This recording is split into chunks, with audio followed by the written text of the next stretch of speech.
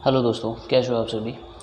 बहुत स्वागत है आपका मेरे यूट्यूब चैनल में। आशा करता हूँ बच्चे होंगे, मस्त होंगे, स्वस्थ होंगे, एकदम बिंदास होंगे, बहुत बेहतरीन तरीके से अपनी तैयारी कर रहे होंगे। तो दोस्तों आज फिर से स्वागत करता हूँ मैं हमारी करंट अफेयर्स की क्लास में। बहुत ज़्यादा इंपॉर्टेंट प्रश्न लेके कुछ सभी एग्ज़ाम्स के लिए, किसी भी एग्ज़ाम्स की तैयारी कर रहे हो आप, वीडियो सभी एग्ज़ाम्स के लिए बहुत ज़्यादा हेल्पफुल प्रूव होने वाली है आपके लिए। तो वीडियो को लास्ट तक देखें और अगर चैनल पर पहली बार जुड़े हों तो चैनल को सब्सक्राइब ज़रूर कर लें। शुरू करते हैं दोस्तों आज का पहला क्वेश्चन।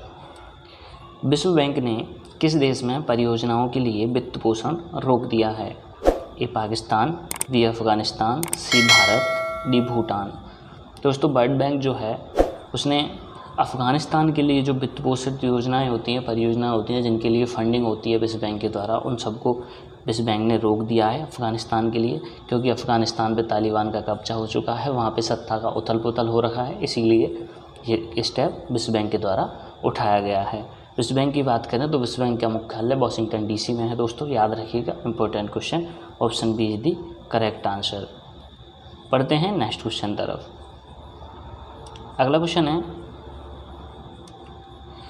महिला अधिकारिता और पहली बार G20 मंत्री स्तरीय सम्मेलन किस देश में आयोजित किया गया था? A Italy, B Iran, C France, D रूस।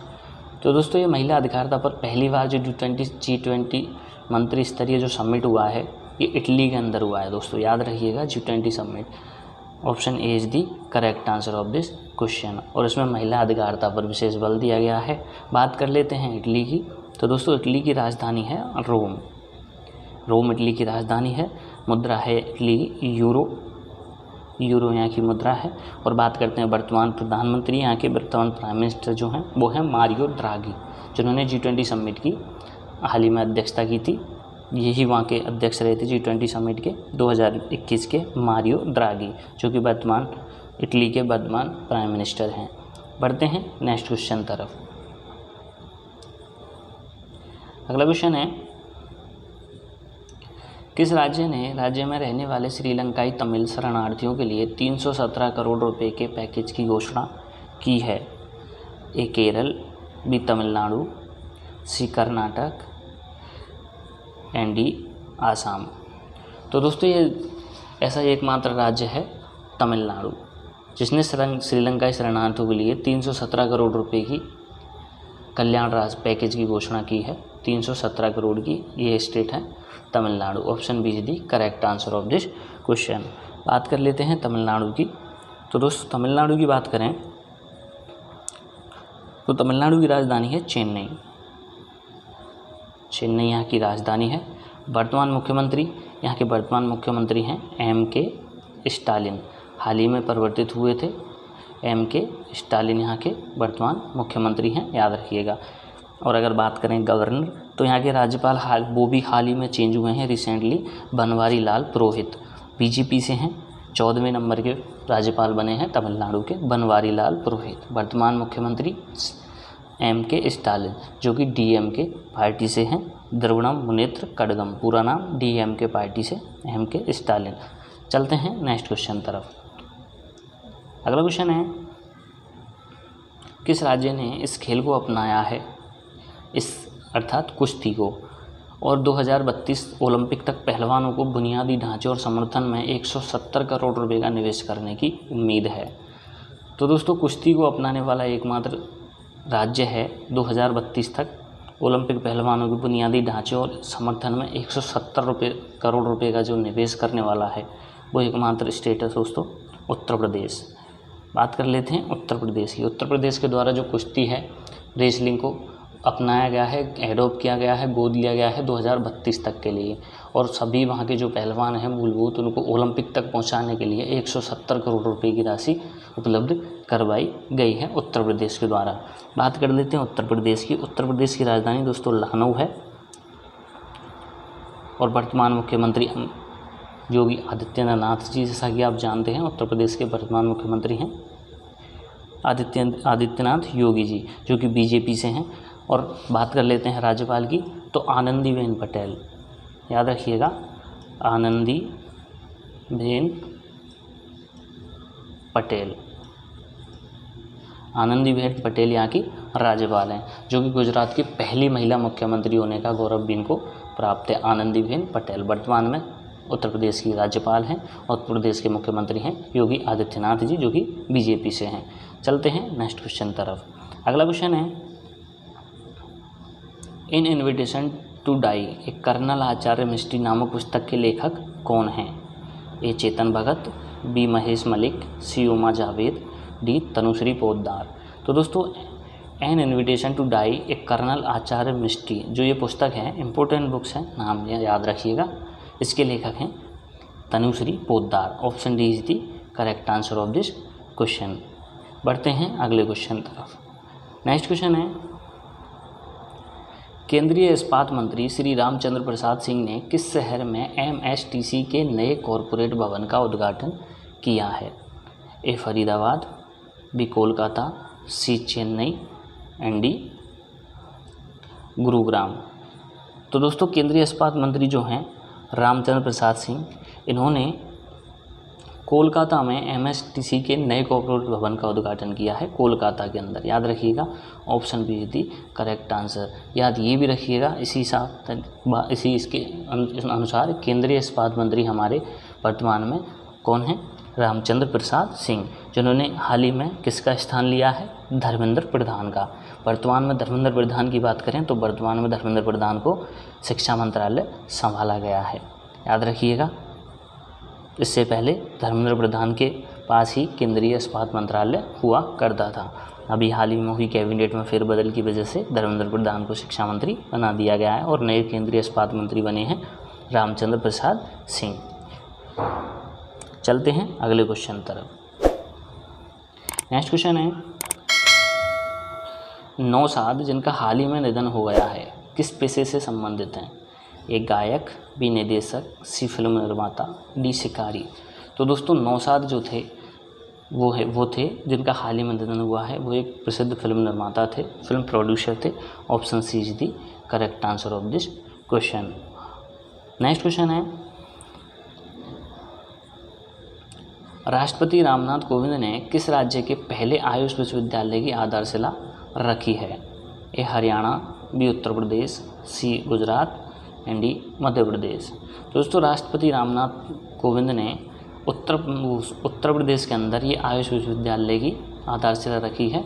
Option B is the correct answer.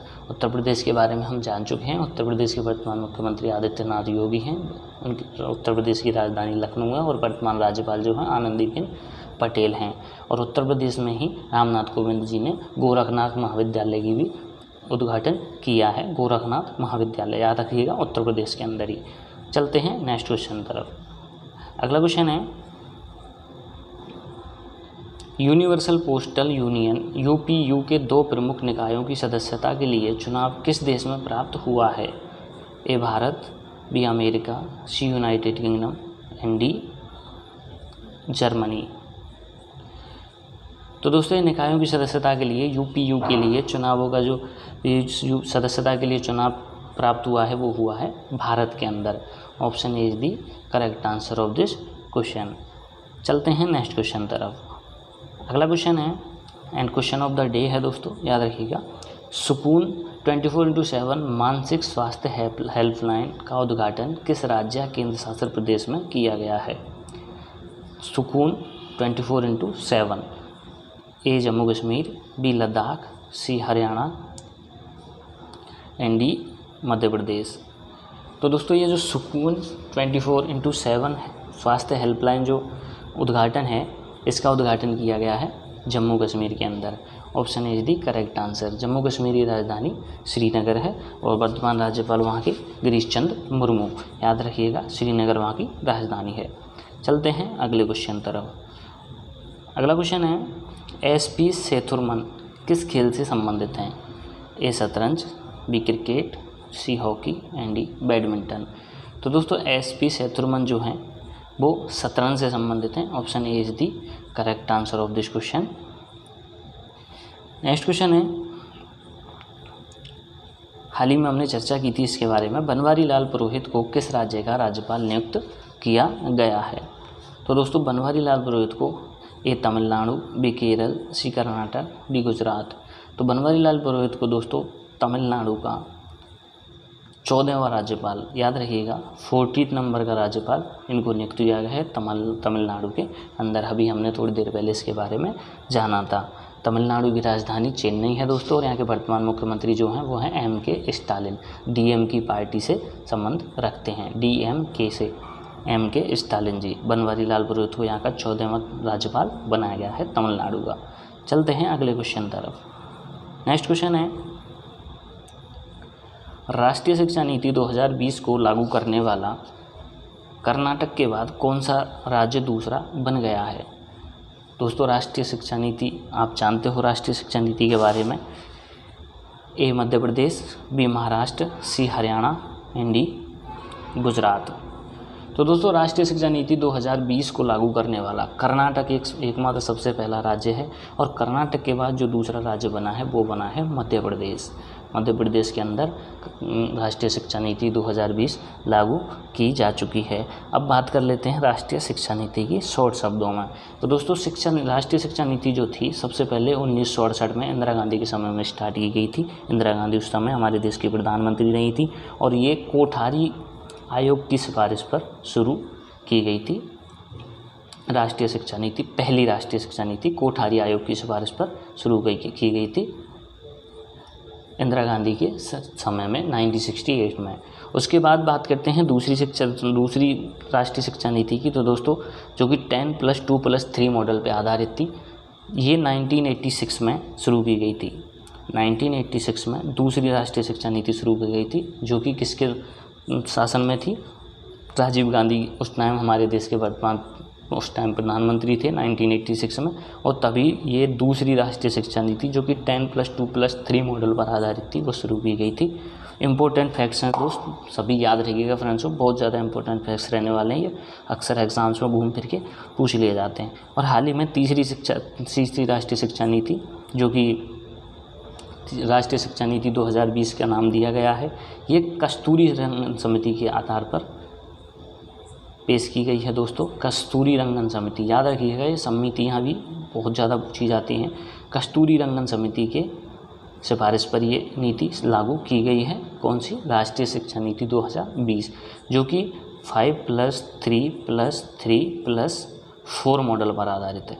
याद रखिएगा, इससे पहली जो राष्ट्रीय शिक्षा नीति थी वो 10+2+3 मॉडल पर आधारित थी, जबकि ये जो राष्ट्रीय शिक्षा नीति 2020 है ये 5+3+3+4 मॉडल पर आधारित है, और कस्तूरी रंगन समिति की सिफारिश पर इसे लागू किया गया है। चलते हैं अगले क्वेश्चन की तरफ। नेक्स्ट क्वेश्चन है, तो ठीक है फ्रेंड्स, आज के क्वेश्चन हमारे यहीं पे कंप्लीट होते हैं। इसी के साथ आशा करता हूँ वीडियो अच्छी लगी होगी। अगर वीडियो अच्छी लगी हो तो वीडियो को लाइक ज़रूर करें, शेयर करें, और अगर चैनल पे पहली बार हो तो चैनल को सब्सक्राइब करना बिल्कुल ना भूलें। बेल आइकन प्रेस ज़रूर कर लें, जिससे सभी इंपॉर्टेंट एजुकेशन रिलेवेंट वीडियोज़ के नोटिफिकेशन आपको मिलते रहें और आप उनका भरपूर फ़ायदा उठा सकें। वीडियो को शेयर भी कर दें साथ में, और भी नीडेड पर्सन्स को इसका फ़ायदा मिल सके। इसी के साथ मिलते हैं अगली वीडियो में, तब तक ऐसे ही पूरी फोकस के साथ तैयारी करते रहें, पूरे मेहनत के साथ। मंजिल एक दिन ज़रूर मिलेगी। इसी के साथ जय हिंद, जय भारत।